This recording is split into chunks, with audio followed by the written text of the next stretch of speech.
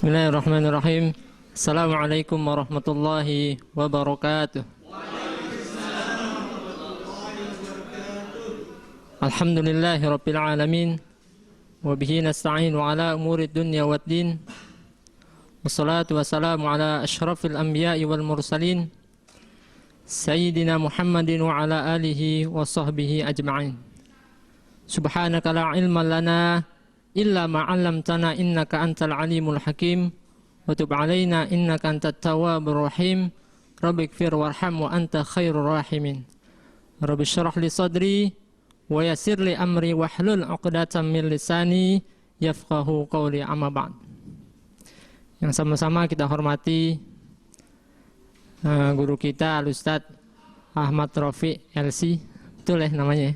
Ya, betul. Hadirin wal hadirat, para hujaj, para asatid, mobil khusus kepada sesepuh kita ya. Ada Bapak Haji Arsudin, ya. Hadir juga Kapolsek Metro Bekasi ya. Bapak Nuridin, ya. Hadirin jamaah yang dirahmati Allah.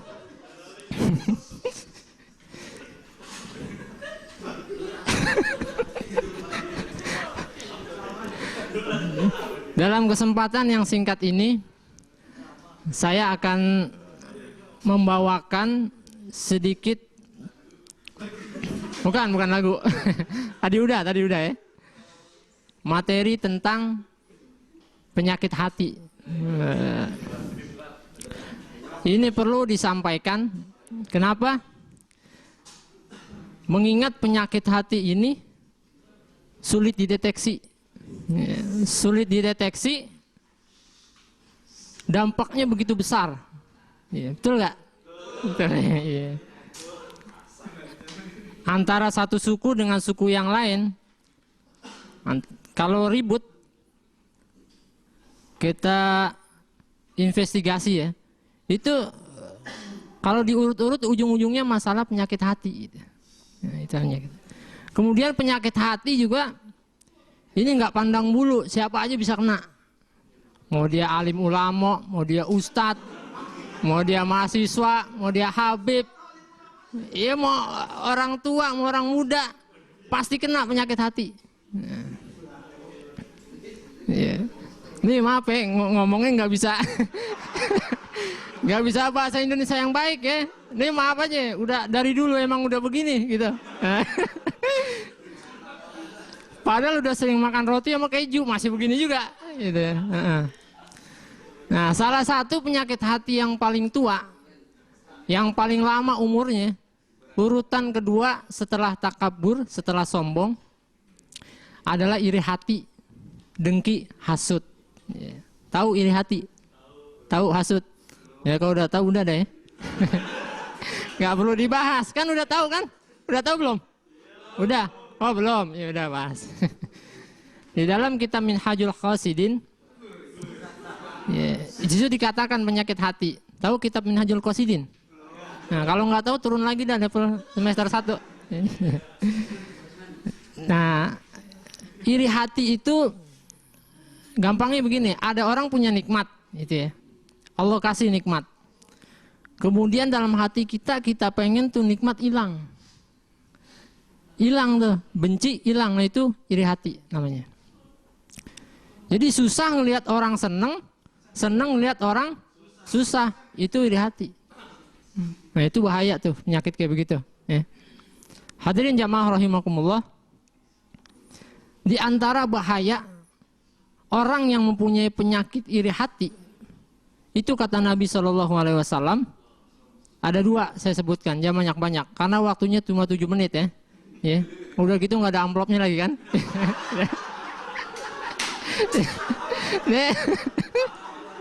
Yang pertama, ya, ya udah isinya. Yang pertama kata Nabi, penyakit iri hati itu, innal hasada ya'kulul hasanat kama ta'kulun narul hatobah. Tahu artinya nggak? Ya nggak tahu. Jadi Sesungguhnya penyakit iri hati itu bisa memakan kebaikan, sebagaimana api melahap kayu bakar. Jadi kalau orang dalam hatinya itu punya penyakit iri, dengki hati, itu amal-amalnya bisa kehapus, semuanya habis. Kalau kata almarhum Kiai Haji Abdullah Syafi'i, amalnya kayak topo, tahu topo? Ini kayak keset gampangnya, nggak ada gunanya tuh amal. Capek-capek kita sholat, capek-capek kita zakat, capek-capek kita puasa, kita punya sifat iri hati, dengki sama saudara kita, habis tuh amal. Dari muda kita sholat, udah tua, udah dikit mau mati, penyakit hati itu, iri dengki masih ada, habis tuh amal. Ya? Jadi kayak api memakan kayu bakar. Kan kalau kita lihat tuh kebakaran tuh, itu habis itu, dimakan sama api. Itu yang pertama ya. Jadi bisa menghapus amal-amal yang selama ini kita kerjakan. Kemudian yang kedua, hadisnya panjang, cuman saya sampaikan artinya aja ya. Ya. Panjang banget, susah dihafal dah. Jadi salah satu bahaya penyakit iri hati atau dengki itu, kata Nabi, atadruna anil muflis, tahukah kamu siapa itu muflis? Muflis bukan muklis, bukan. Ya. Kalau muklis orang yang ikhlas, ya ada orangnya di belakang. Ya. Orang yang muflis itu kata Nabi bukan orang yang nggak punya harta atau orang yang bangkrut, tapi kata Nabi orang yang muflis, orang yang bangkrut itu orang yang nanti di hari kiamat dia membawa pahala puasa, dia membawa pahala zakat, dia membawa pahala puasa, tapi dia juga mencaci, menghina, memukul dan mendengki orang lain.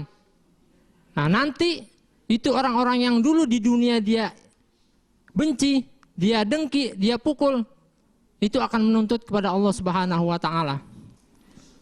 Amal-amal kita dikasihin ke dia semua. Semua tuh, nih yang dipukul, nih yang ditendang, nih yang digeplak, gitu kan, nih yang dihina, kasihin, semuanya dikasihin. Udah habis amal kita. Itu orang-orang masih banyak yang nuntut, dosa-dosa dia timpain ke kita, masya Allah. Itu.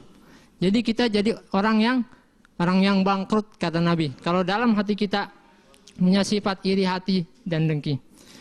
Jamaah rahimakumullah. Demikian mungkin itu saja yang dapat saya sampaikan. Ya, mohon maaf ini Ustaz. Mudah-mudahan bermanfaat, ada manfaatnya bagi kita. Kita mohon kepada Allah Subhanahu wa taala, mudah-mudahan Allah Subhanahu wa taala membersihkan hati kita dan menjauhkan kita dari berbagai macam penyakit hati. Terima kasih atas perhatiannya. Kurang lebihnya saya mohon maaf. Hadanallahu wa iyyakum ajma'in. Assalamualaikum warahmatullahi wabarakatuh.